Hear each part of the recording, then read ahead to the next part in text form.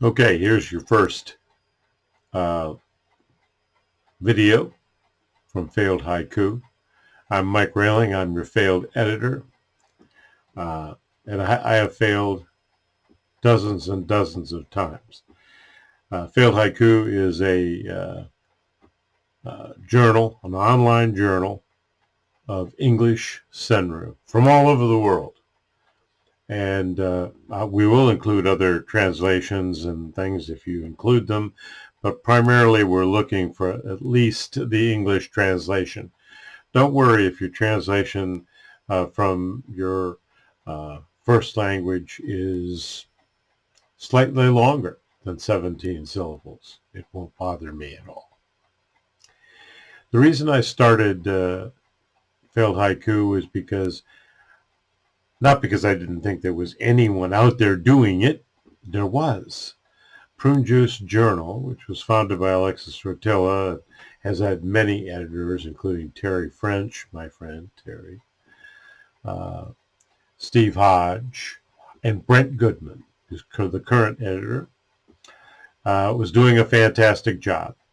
And in talking to Terry about Prune Juice Journal at the time, I got a bunch of ideas, and I said, there's so many people out there that are writing so much, so many poems. They're very prolific.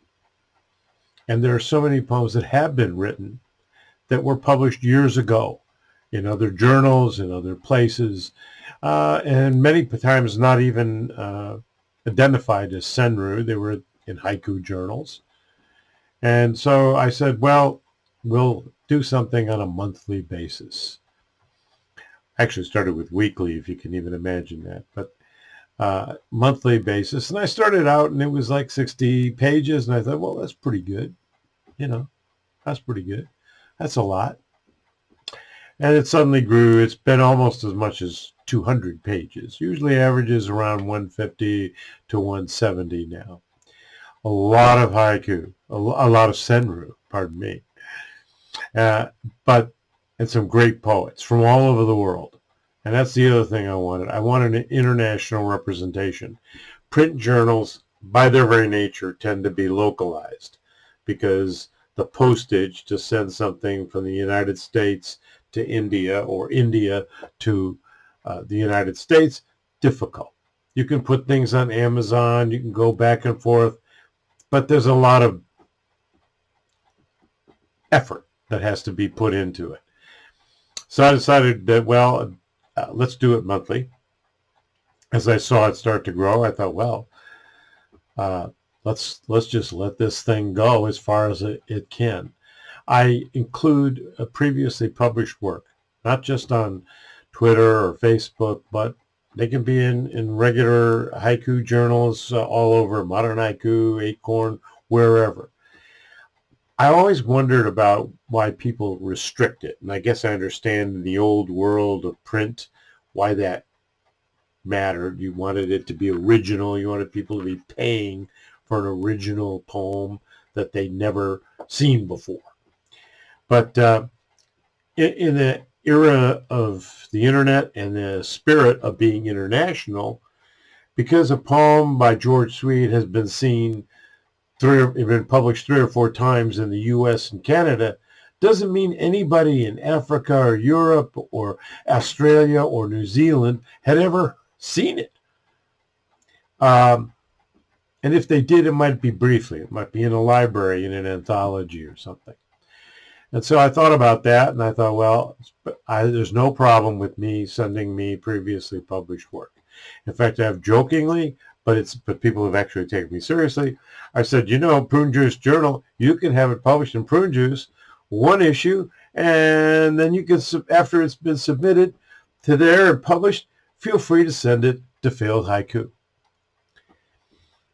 So that was the idea behind it. And the inspiration of it was really conversations that I had about senryu and her experiences with Terry French, my friend.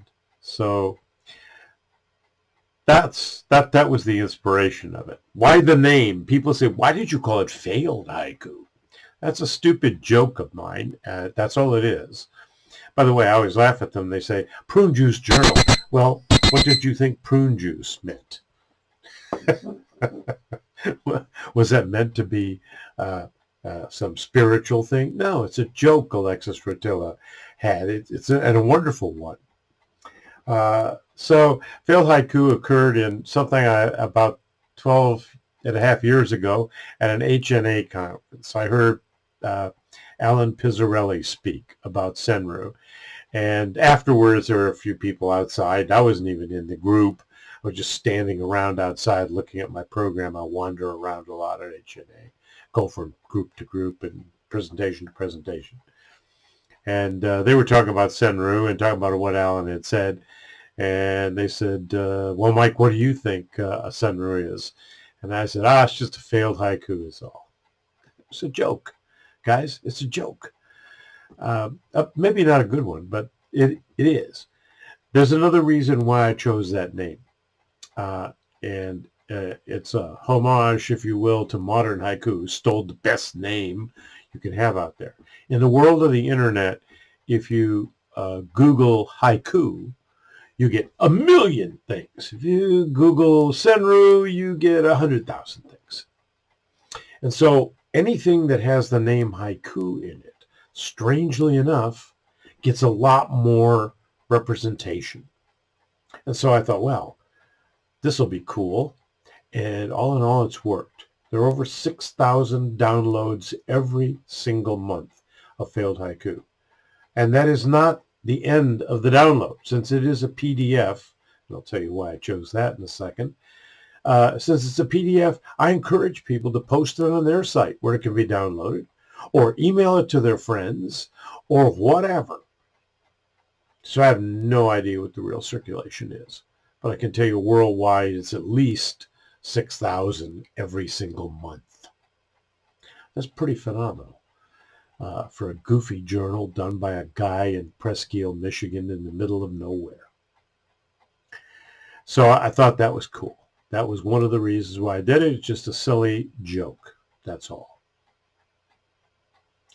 So as we go through all of this stuff, and I'm thinking about what's going on in terms of Failed Haiku. When you're an editor, and by the way, editors are no big deal, but the fact that I'm an editor is shit. I self-appointed myself. It's not like I got elected by 1,000 of my peers. I didn't. I just decided to do it. And I'm not the best poet out there. I learn from reading other people's poetry.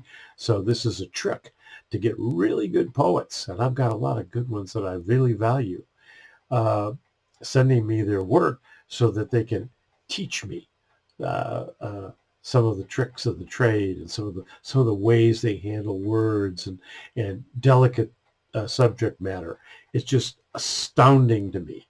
So editors are tricking you all the time. They're getting more out of it than you are, strangely enough. I love reading senryu. I love reading haiku. So if I sat here and told you that I had some special, I learned some crown somewhere that allowed me to be an editor, I'd be lying to you. But an editor is a stand-in for someone else. Every single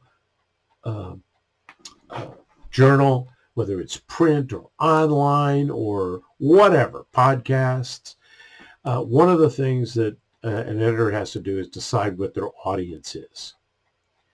And and by the way, I love modern haiku. I love Frog Pond. I love Acorn. Huh? I love Acorn. A great haiku magazine. And they're print journals, and I think the world of them. Mayfly. Oh, I adore Mayfly. Only 15 poems twice a year. And worth every penny of the $10 you pay to get those issues. If you can read good poetry, you get better. So as an editor, my job was to choose. I had to make choices. I had to say, well, what am I doing? Well, I set up a very wide group. I said, I want to live on the periphery of what could possibly be considered a senryu. And I want to look in on to the center. I love everything in the center. I love Marlene Mountain had the wonderful poet. She passed away here about a year ago. She had a wonderful phrase. She called it the haiku glitterati. I didn't make that up, guys. That's her. And it wasn't a compliment at the time, but it's a compliment from me.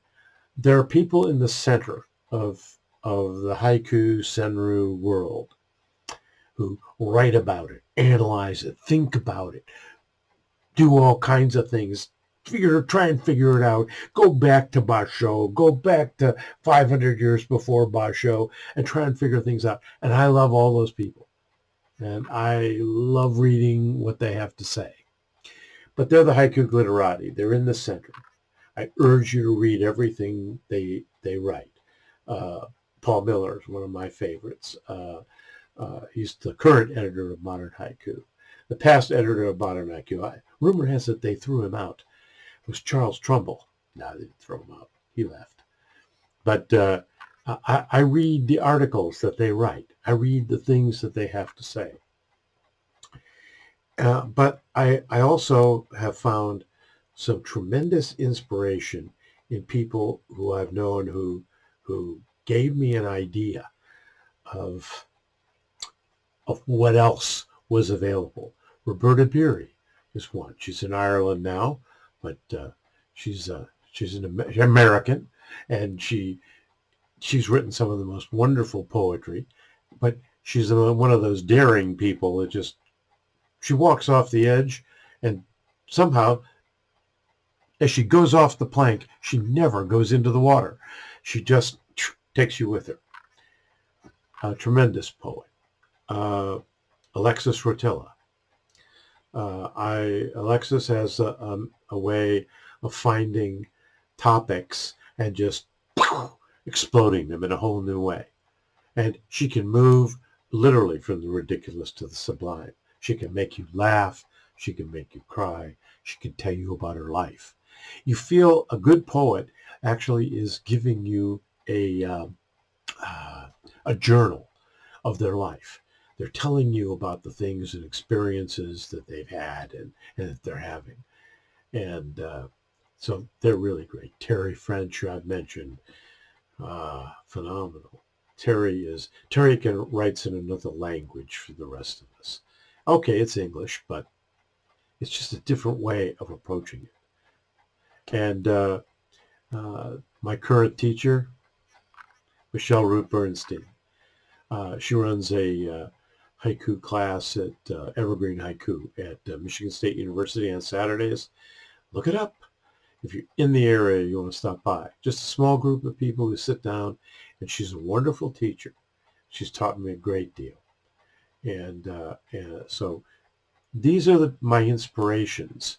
Lori Minor, who somehow exploded on the scene and has done some wonderful things.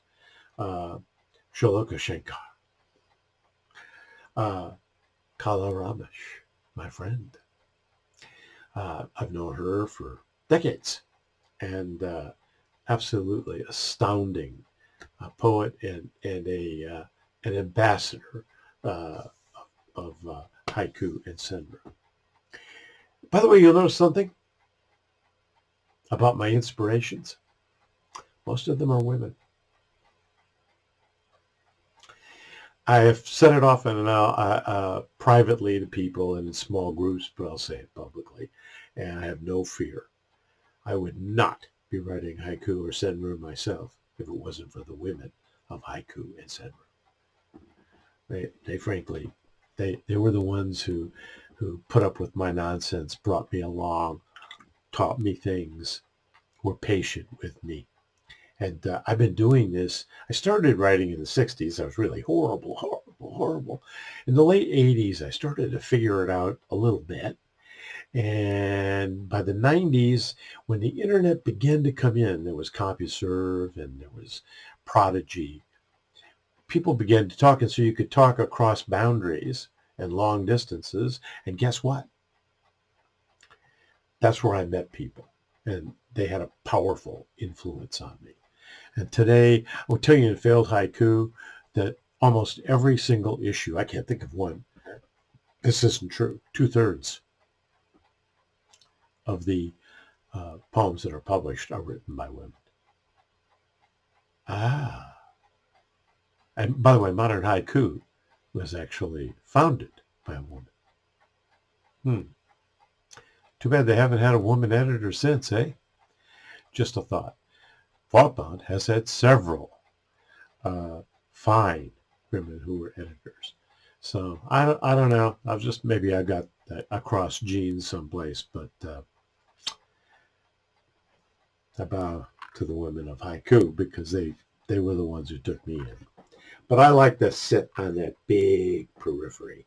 I like to sit at the margins of where things are happening in senryu, and then I look in on the center. I look in on the haiku glitterati. I read every article, and I decided I want to make Failed Haiku something on the periphery.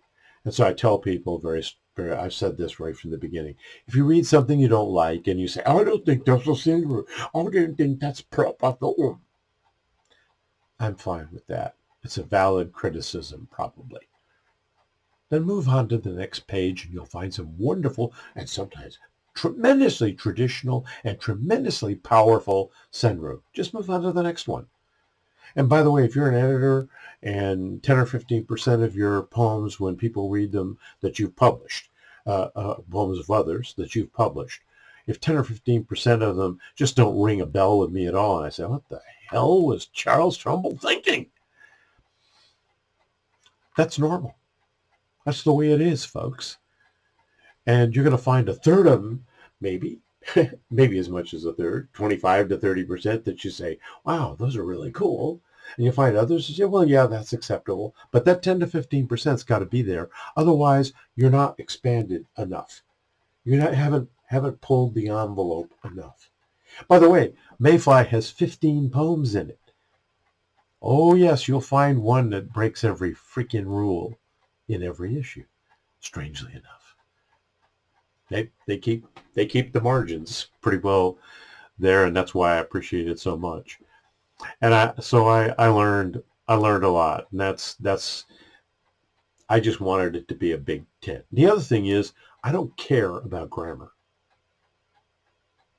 I know it. I have every single grammar, MLA, ALA, Strunk and White, you name it, I got them. I got 10 style books, Turabian, you name it. Could care less about them when it comes to poetry, particularly in Haibun. One of my inspirations, again, Roberta Berry, once wrote a Haibun, and all she used, her technique, was uppercase, lowercase, spaces. You heard me right. There was absolutely no punctuation whatsoever. By the way, it's a beautiful Haibun if you find it. I think she wrote it in 2005. Go on Google. Why aren't you telling me where it is, Mike? Hey, we have search engines. Roberta Berry plus haiku plus Haibun. Bingo! You'll find it. But anyway, that's what I did. So I wanted to be, and when you're dealing with people in Croatia, people in Africa, people in Australia, Australians are funny. I mean, hysterically funny. They're great to be around. I spent time in British Columbia. I lived there, and I lived in Kitsilano Beach. And I didn't realize it when I moved there. I had no idea that Kitsilano Beach was pretty much the hangout for a bunch of expat Australians who were doing whatever they were doing. I never cared about what they were doing, why they were there. And we'd go to the beach with the kids and go sit there and get drunk and have fun with the Aussies. And Australians have a whole different set of dynamics. It's a completely different country. I've never been there, but I feel like I have. New Zealand, another wonderful place. So I wanted people to just be themselves and not have to worry about adhering to some American genre rule-based things about how to write. I don't care if you write in one line. I don't care if you write in 2 lines, 5 lines, 3 lines, whether they're long, short, or whatever. When I say that, I mean no criticism to any other editor. If you want to, other editors do it differently, that's their business. If an editor says short, long, short with a Kigo from the following list of 500 seasoned words, that's fine with me too. As an editor, you have to say what you're willing to do. I'm willing to look at anything. Now, I don't accept everything. I don't like the word acceptance. I don't like the word rejection. I've never rejected a poem in my life, ever. I select poems. That's my job. I pick them out. Sometimes the reason your poem doesn't get selected is because it doesn't fit. It may not fit the issue. Maybe I have 19 bad breakup poems, and you've sent me 3 wonderful poems about your family and children that are very positive. Guess what? I'll pick those 3 and I'll leave that wonderful bad breakup poem for somewhere else. Maybe prune juice. Send it to Brent Goodman. I'm sure he'll appreciate it. Those are the kinds of things that the way I view it. I'm not picking winners and losers. I'm picking things that fit in my world. By the way, that's my clock. It's, I don't know, 200 years old, so I don't turn it off because there is no off switch. You wind it up. But that's what I do. That's my work as an editor, to tell you that you don't have to worry when it comes to Failed Haiku with what your form is or what you're trying to do. And if you write in another language, as I said before, and when you translate it, it comes out to 18 syllables. There are some sharp-eyed people who spotted 18 and 19 syllable poems. It felt like it's, oh! No, they were probably a 10 syllable poem in Croatian, and when it made it into English, it didn't work. If you translate a poem, translate it into English the way it's best understandable, which is exactly what we do with Basho, and we show that respect to the great elders of haiku, Shiki. Well, I show it to you. The other thing is that things like haiku, you don't have to have a beautiful picture. You don't have to be a professional photographer. No. You want to be an artist? I don't care if you put stick people in, if it works. So by giving a wide berth to people and seeing what they have to say, it's a really wide lens. I'm showing people all the things you can do in senryu. And I'm allowing people in different worlds and different parts of this earth to find a new place to express their thoughts. Okay? So that's what Failed Haiku is, I think. That's for the first installment. There'll be shorter installments in the future. I'm going to try and limit them to 4 or 5 minutes. Single topics. Mike Rehling, signing off. Peace.